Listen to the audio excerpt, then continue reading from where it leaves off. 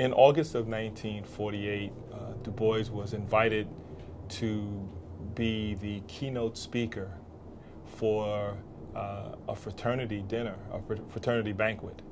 And he told the leadership of the fraternity that the title of his speech was going to be The Talented Tenth. Initially, people thought it was going to be a celebration. And as he proceeded through the speech, they realized that this was not a celebration, but rather a recrimination against people who would seek to simply rise to the talented tenth, and then once they got there, do nothing.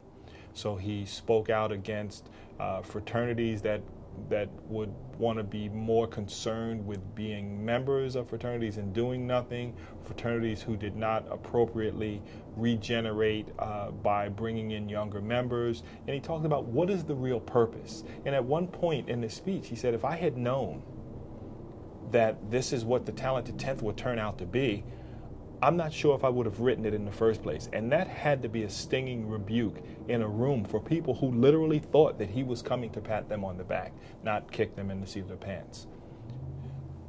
The story goes that as he finished the speech, he was greeted by polite applause and promptly walked out to the bus depot. He had traveled from New York to Ohio. They literally had no intention of taking him back to New York or finding a way for him to get back to New York. He ended up being driven back by the president, who was one of his former students.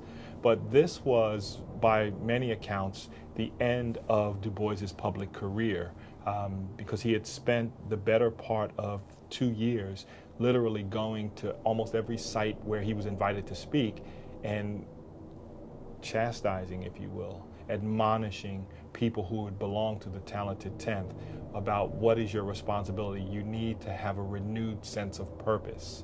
So I believe that this particular entry, which is titled the Talented Tenth Memorial Address, or Talented Tenth Re-Examination of a Concept, is Du Bois's last hurrah.